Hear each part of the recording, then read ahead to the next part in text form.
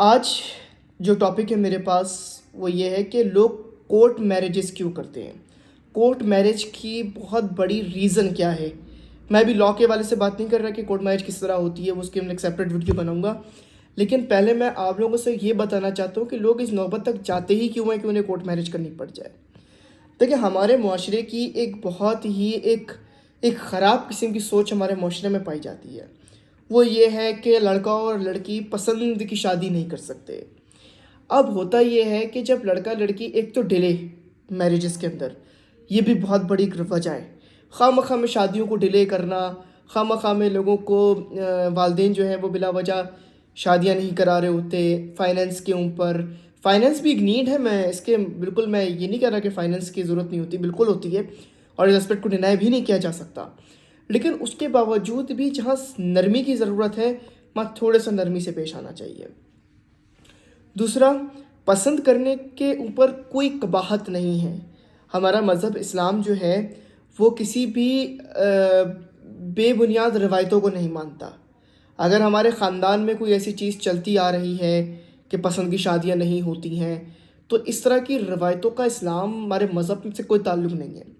ہمارا مذہب ہرگز بھی پسند کرنے پر نہیں روکتا.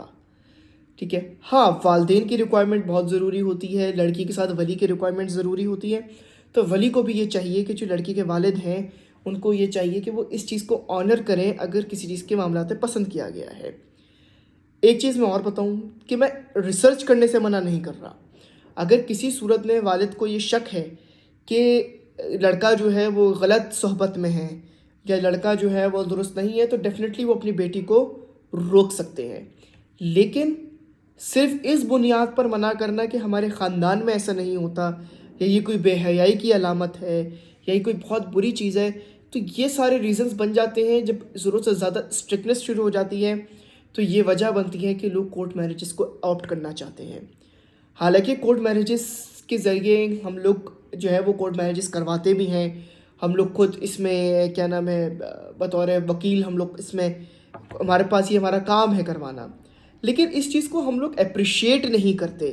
جیسے خلا کے کیسز ہو گئے، طلاق کے معاملات ہو گئے، یہ گارڈینز کے معاملات ہو گئے، ہم ان معاملات کو اپریشیٹ نہیں کرتے کام تو ہے ہمارا یہ ظاہر ہے. ہم اب جیسے ڈاکٹر ہے، ڈاکٹر دعا تو نہیں کرے گا کہ مریض جو ہے وہ بیمار ہو کر اس کے پاس آئیں.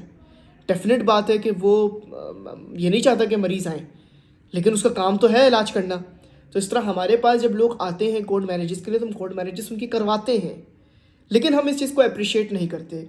کیونکہ حال میں نے ایسے کئی مقدمات ایسے دیکھے ہیں جس کے اندر لڑکا اور لڑکی دونوں صحیح ہوتے ہیں. لڑکا بھی بالکل ٹھیک ہوتا ہے، لڑکی بھی بالکل ٹھیک ہوتی ہے، اور لڑکے کی جاب وغیرہ، اس کی فائنینس، اس کی صحبت، سب انداز سے اس کے پتہ چل جاتا ہے بندوں کے. اس کے باوجود بھی پیرنٹس صرف اس بنیاد پہ نہیں مان رہے ہوتے کہ ہماری کوئی خاندانی خناس ہے ایک دوسرے کے ساتھ یا کوئی خاندانی روایتوں کے خلاف ہے. یہ تو خاندانی روایات آپ کی شرعی پرنسپل سے اوپر نہیں ہو سکتی. تو ہمیشہ اس چیز کا خیال رکھیے کہ اپنے اولادوں کی چوائس کو آنر کریں.